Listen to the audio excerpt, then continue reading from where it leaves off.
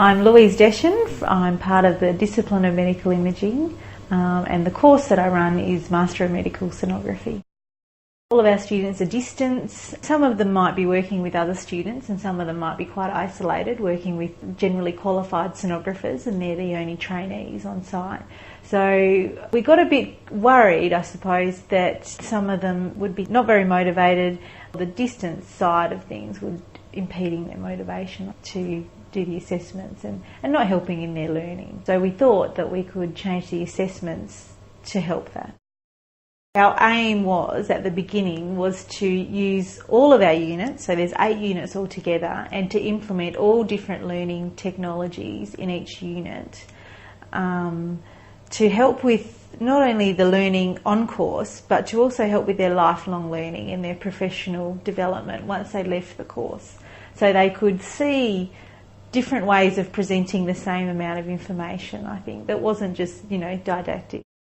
We thought we'd try and use any of the Web 2.0 technologies. So we use discussion forums, use blogs. So the blogs we've used in a public forum, but also in a more private forum as well, just with the tutor and the student. We also implemented another assessment, like a teach the teacher type assessment. So the students could choose any technology they wanted to retell one of the modules from the course. So we implemented different things, and that was our aim, to introduce them to a whole range of different lifelong learning techniques.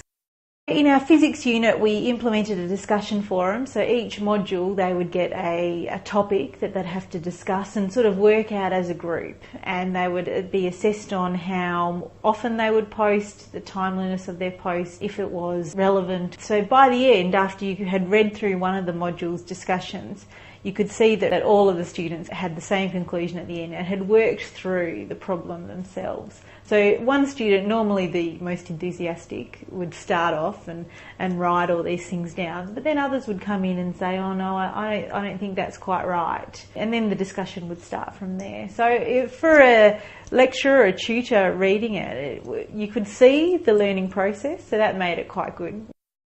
The blog, in 2 units, the students had to post a case study of a case they'd been scanning at work, why it was interesting and maybe what they could have done differently in the future or what happened, and then the other students had to provide comments. In our abdomen unit, we had the case study. We found that really good because you could see how different employers have protocols for the same outcome and how those protocols differ.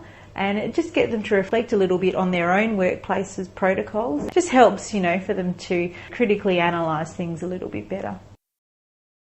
We had a literature review in 1 unit. I felt that the students were leaving it until the last week to do. So we implemented a research log where they had to do 4 logs over the semester. The students said it really helped them in being in control of the assessment, understanding not only the assessment criteria but also the topic. They understood a lot more. You have time to reflect on it a little bit more and create your own critical analysis of it, which I could see happened this year, which hadn't happened in earlier years. And I think the weblog had a big thing to do with that. What worked well this semester was all of the interactions. I think the students enjoyed that. They felt less isolated. You could see more motivation in their assessments. One of the assessments, she did a plasticine video model of embryology, of like fertilisation. Tell a story was the assessment, and they could choose how they wanted to tell that story. So I think when you give the students a little bit of rope, they can take as much as they want, and that was probably the idea. The overall student satisfaction was higher. The Board of Examiners pass rate was higher. So the overall marks, I think, were higher. We had no SUPs this semester. Well, I think understanding the students is a big part of it, and where university fits into their life. I mean, undergraduates who are full-time, it's probably their life normally, isn't it?